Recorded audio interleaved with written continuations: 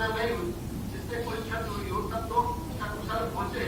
आपकी त्वरित जो भी निर्णय आपने लिया और सारी व्यवस्थाएं की, और इसके लिए मैं बहुत ही आभारी हूँ। इन प्रवासी श्रमिकों के लिए पूरी औद्योगिक क्षेत्र, इस कौशाम्बी को श्रमिक बाहुल्य भी क्षेत्र है, हमारा औद्योगिक क्षेत्र घोषित किया जाए, जिससे हमारे श्रमिक बाहुल्य क्षेत्र के श्रमिकों को रोजगार मिल सके। ये आपसे हमारा की अपेक्षा है। साथ ही मैं बहुत ही आभारी हूँ कि आप सरकार के 30 वर्षों में बहुत ही विकास हुआ कौशाम्बी का, आपकी कृपा से आगे भी हो रहा है। महाराज जी, मैं यही धन्यवाद जी, आगे बहुत बहुत धन्यवाद। किशोर जी जो भी योजनाएं हैं बोल दीजिए 2 मिनट। धन्यवाद जी। चलिए, आप सब लोगों ने पूरे, चाहे कौशाम्बी जिला, चाहे प्रयाग जिला, चाहे फतेहपुर, चाहे प्रतापगढ़, सभी जगह के माननीय जनप्रतिनिधिगण जो विषय उठाए हैं, सब प्रत्यक्ष रूप से मैं स्वयं जानता भी हूँ। और इतना ही कहना है कि विकास की जरूरत है अभी प्रयागराज की दृष्टि से, मंडल की दृष्टि से। और प्रयागराज चूँकि स्वतंत्रता प्राप्ति से पहले भी एक बड़ा केंद्र था, तो वहाँ से बहुत सारी चीज़ें जो चली जाती हैं, वो वहाँ से कोई चीज़ शिफ्ट ना हो, नई चीज़ वहाँ पहुँचे, इसकी आवश्यकता है। मैं बाकी विकास के काम सब तेज़ी से हो रहे हैं, कोई अलग से कुछ कहने की आवश्यकता नहीं है। कोई बात होगी फिर अलग से आपसे बात करेंगे। देखिए, मैं धन्यवाद दूंगा अपने वरिष्ठ सहयोगी श्री केशव प्रसाद मौर्य जी को, श्री सिद्धार्थनाथ सिंह जी को, मोती सिंह जी को, डॉक्टर महेंद्र सिंह जी, डॉक्टर नीलकंठ तिवारी जी, रणवेंद्र सिंह जी और चंद्रिका प्रसाद उपाध्याय जी, हमारे जो प्रभारी मंत्रीगण हैं इस प्रयागराज कमिश्नरी के, सभी माननीय सांसद और माननीय विधायकों के साथ साथ प्रशासनिक टीम को भी, जो जनप्रतिनिधियों के साथ मिलकर के कोरोना कालखंड में भी विकास की गति को तेजी के साथ आगे बढ़ाने का कार्य कर रही है। देखिए, एक तो हमें सावधानी रखनी पड़ेगी कोविड-19 के प्रति भी, क्योंकि जब तक कोई दवा और कोई वैक्सीन नहीं आती है तब तक बचाव ही इसकी दवा है। पिछले 8-10 दिन से संक्रमण में कमी कुछ देखने को मिली है, अच्छा लक्षण है, लेकिन लापरवाही किसी भी स्तर पर न हो, मैं इसके बारे में कहूंगा। और खासतौर पर जो हमारे बड़े सेंटर हैं, प्रयागराज अपने आप में एक बड़ा सेंटर है, death rate state death rate से भी ज्यादा है, वहां पर रिकवरी रेट स्टेट की रिकवरी रेट से कम है। इसलिए हम लोग इस पर विशेष ध्यान दें कि हम लोगों ने अभी कुछ नोडल अधिकारी वहां भेजे हुए हैं। शासन स्तर पर जो मैंने स्वयं भी परसों वीसी की थी, और मैं चाहूंगा कि प्रभावी ढंग से उसको आप लागू कर देंगे तो बेहतर परिणाम हम दे पाएंगे कोविड-19 के प्रति। लेकिन मैं धन्यवाद दूंगा कि कोविड-19 से जूझते हुए भी विकास की गति को आप लोगों ने जनपद स्तर पर तीव्रता दी है, क्योंकि जब पूरी दुनिया त्रस्त हो, हर व्यक्ति अपने बचाव में लगा हुआ हो, तब इससे जूझते हुए हमारे सरकार के मंत्रीगण, माननीय सांसद और विधायकगण, हमारी फील्ड में जो टीम है, ये सभी लोग मिलकर के मजबूती से काम कर सके, ये वास्तव में एक उपलब्धि है। बहुत सारे सुझाव माननीय जनप्रतिनिधियों ने उपलब्ध कराए हैं, और मैं यही चाहूंगा कि कार्य समयबद्ध ढंग से मानक की गुणवत्ता को बनाए रखते हुए हर हाल में पूर्णता की ओर जाए, ये हमारा लक्ष्य होना चाहिए। लेकिन जनपद स्तर पर भी हम इस बात की जिम्मेदारी देखें कि एक तो विकास कार्यों की यूसी के पहले भौतिक सत्यापन हो जाए और समय से यूसी शासन को उपलब्ध करा दिया जाए। दूसरा, जहां पर विकास कार्य के लिए भूमि की उपलब्धता होनी है, उस समय पे उपलब्ध करवा देने की आवश्यकता है, और शासन स्तर पर भी इस बात की यह बात सुनिश्चित की जाए कि विकास के लिए या किसी भी परियोजना से जुड़ी हुई कोई भी फाइल किसी भी कार्यालय में लंबित न रहे। ऑफिस में 7 दिन और किसी एक अधिकारी के पास 3 दिन से अधिक को लंबित नहीं रहनी चाहिए। त्वरित एक्शन लेते हुए हमें जो भी क्वेरीज करनी है लेकर के बातचीत करके इसको आगे बढ़ाने का हमारा कार्य होना चाहिए। देखिए, कोविड-19 में हमें ध्यान देना कब होगा, उन सभी परियोजनाओं को आगे बढ़ाने के लिए जो लॉकडाउन के दौरान थोड़ा बहुत पिछड़ गई थी। अब बरसात संपन्न हो चुकी है, पर्व और त्योहारों का सीजन आने वाला है। आवागमन के लिए सड़कें गड्ढा मुक्त हों। सभी संबंधित विभाग, लोक निर्माण विभाग, नगर विकास, ग्राम्य विकास या फिर जिला पंचायत राज का विभाग है, आरईएस है, जो भी विभाग हैं, सभी समयबद्ध ढंग से इस कार्य योजना को आगे बढ़ाने का कार्य कर लें। विद्युत की आपूर्ति सुनिश्चित करना, रोस्टर के अनुसार आपूर्ति सुनिश्चित करना, ट्रांसफार्मर जले हैं समय पर बदलने की कार्रवाई करना, सौभाग्य योजना के अंदर जो विद्युतीकरण के कार्य चल रहे हैं या संपन्न हुए हैं उनकी गुणवत्ता को देखना, और कहीं भी मीटर की जंपिंग की शिकायत न आए। अगर आती है तो कार्यदायी संस्थाओं को या एजेंसियों को इसके लिए जवाबदेही ठहराने की कार्रवाई सुनिश्चित कर दी जाए। स्मार्ट सिटी और अमृत योजना के अंदर जो कार्य हो रहे हैं इसमें तीव्रता दी जाए। प्रयागराज स्मार्ट सिटी के रूप में विकसित होना है।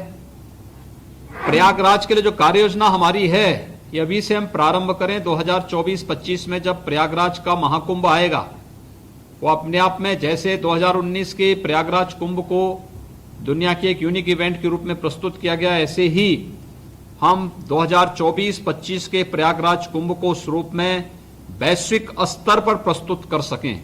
ये कार्य योजना अभी से हमारी तैयारी होनी चाहिए और स्मार्ट सिटी को उसका आधार बनना चाहिए। स्मार्ट सिटी है, अमृत योजना की जो भी कार्य योजनाएं हैं, ये सभी हमें 2024-25 तक नमामि गंगे परियोजना के कार्यों को समयबद्ध ढंग से आगे बढ़ाने के साथ ही उस समय टेम्पररी अरेंजमेंट करने की नौबत कहीं ना आने पाए, ये हमारा प्रयास होना चाहिए।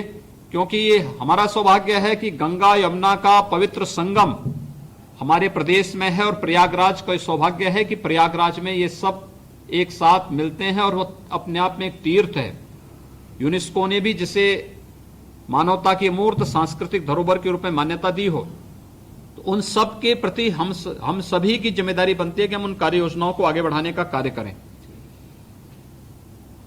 सीवर के कनेक्शन, जहां पर सीवर लाइन पड़ रही, कनेक्शन देने की कार्रवाई भी युद्ध स्तर पर हो।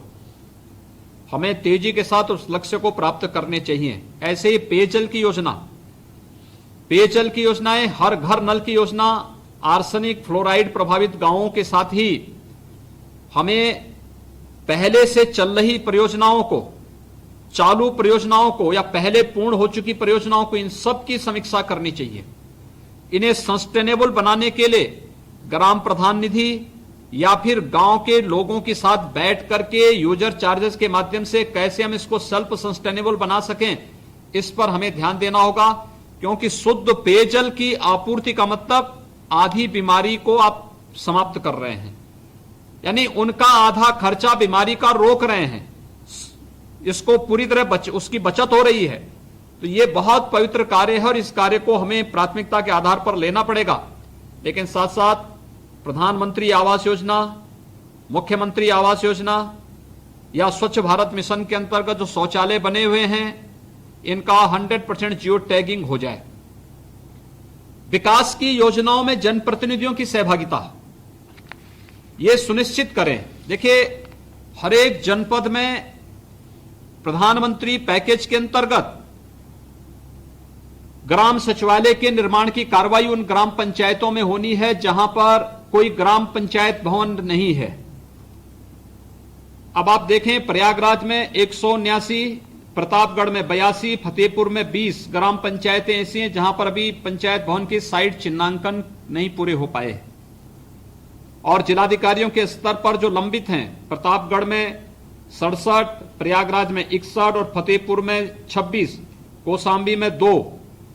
यानी ये कार्य हमें प्रशासनिक स्वीकृति अविलंब दे करके माननीय विधायक, माननीय सांसद को ले जाकर के नारियल फुलवा करके कार्य प्रारंभ करवाना चाहिए। रोजगार भी मिलेगा तात्कालिक रूप से लोगों को, अच्छा एक ग्राम सचिवालय मिलेगा, बाद में सिर्फ ऑप्टिकल फाइबर के साथ हम जोड़ करके एक एक ग्राम सचिवालय 3 से लेके 5 लोगों को गांव में ही रोजगार देने की संभावनाएं इससे विकसित होंगी और इसको हमें त्वरित गति से आगे बढ़ाना चाहिए। सामुदायिक शौचालय पर प्रयागराज में अच्छा काम हुआ है, इसको 100% लक्ष्य को हमें प्राप्त करना होगा और साथ साथ अन्य जनपद भी उसी तर्ज पर तेजी के साथ कार्य करें। याद रखेंगे कि सामुदायिक शौचालय बनाना ही नहीं है बल्कि इसकी स्वच्छता का भी विशेष ध्यान रखना होगा। इस पर हम विशेष रूप से आगे कार्य करें। 1 अक्टूबर से धान क्रय केंद्र प्रारंभ होंगे, जहां भी डिमांड हो वहां पे क्रय केंद्र स्थापित करिए। शासन स्तर से इस संबंध में सभी प्रकार की स्वीकृति आज कैबिनेट ने उपलब्ध करवा दी है। आप सभी यहां पे प्रमुख सचिव खाद्य से बातचीत करके जितना भी क्रय केंद्र आपको बढ़ाने हैं जनपद स्तर पर उसकी तैयारी और जवाबदेही सुनिश्चित करना, एमएसपी से कम दाम किसानों को न मिले इसको सुनिश्चित करना, ये कार्य जहां हमें आगे बढ़ाना पड़ेगा। वहीं साथ ही साथ आत्मनिर्भर भारत के अंतर्गत हमें विभिन्न प्रकार के रोजगार परक कार्यक्रमों को और स्वतः रोजगार से जुड़े हुए कार्यक्रमों को भी तेजी के साथ आगे बढ़ाना होगा। पीएम पैकेज में कृषि इंफ्रास्ट्रक्चर के लिए 1 लाख करोड़ रुपए की घोषणा पूरे देश के अंदर हुई है और उत्तर प्रदेश में लगभग 15,000 करोड़ रुपए से अधिक की राशि कृषि इंफ्रास्ट्रक्चर में आ सकती है, जिसमें विकास खंडों में एफपीओज का गठन होना, वहां पर भंडारण गृह स्थापित होना, कोल्ड स्टोरेज स्थापित करने की कार्रवाई। मुझे लगता है कि ये जनप्रतिनिधियों के साथ अगर जिला प्रशासन बैठ जाए, कृषि विभाग के लोग बैठ जाएं, इसको तेजी लाई जा सकती है और ये अतिरिक्त आमदनी के स्रोत बनेंगे ग्रामीण क्षेत्र में। आत्मनिर्भर भारत के अंतर्गत विभिन्न योजनाओं में, ओडीओपी में, विश्वकर्मा श्रम योजना में और भी अन्य तमाम प्रकार की योजनाओं में कोई यूथ अपना स्वयं का स्टार्टअप स्थापित करना चाहता है, एमएसएमई यूनिट को ऋण की व्यवस्था, लोन मेले लगाने के लिए डिस्ट्रिक्ट स्तर पर बैंकर्स कमेटी की बैठक करना, इसको भी हमें जनप्रतिनिधियों के साथ बैठ करके तेजी के साथ आगे इस कार्यक्रम को बढ़ाना पड़ेगा। ये चीजें काफी तेजी से हमारी आगे बढ़ सकती हैं। पर्यटन की अपार संभावनाएं प्रयागराज कमिश्नरी के अंदर हैं। आप अनुमान करिए कि शासन ने थोड़ी बहुत प्रयास किया, प्रयागराज कुंभ में 24 करोड़ से अधिक श्रद्धालु आए, कितना व्यापक प्रचार प्रसार हुआ, वैश्विक मान्यता मिली पूरे आयोजन को। स्वच्छता के बारे में, सुरक्षा के बारे में, वहां की व्यवस्था के बारे में जितनी बेहतरीन व्यवस्था हो सकती थी, ये लोगों के लिए अपने आप में आकर्षण का केंद्र था और प्रयागराज को जो मान्यता और जो महत्व मिलना चाहिए था वो महत्व मिलता हुआ दिखाई दिया।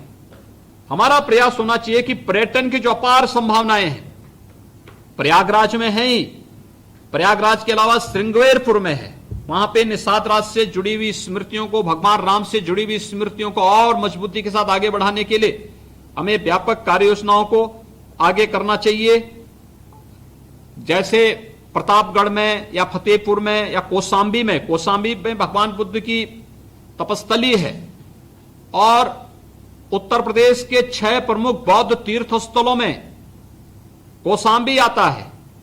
हमें वहां के पर्यटन की विकास की संभावनाओं को, राम वनगमन मार्ग भी यहां से जाता है, इस दृष्टि से भी इस व्यवस्था को आगे बढ़ाने की कार्य योजना अपने स्तर पर तैयार करके इसे तेजी के साथ आगे बढ़ाना चाहिए।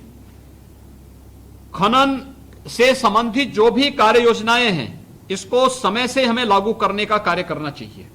हम समय से विज्ञापन जारी नहीं करते, टेंडर नहीं करते, बाद में फिर ये लंबित पड़ा रहता है, अंततः शासन भी रॉयल्टी से वंचित होता है। प्रयागराज मंडल की समीक्षा बैठक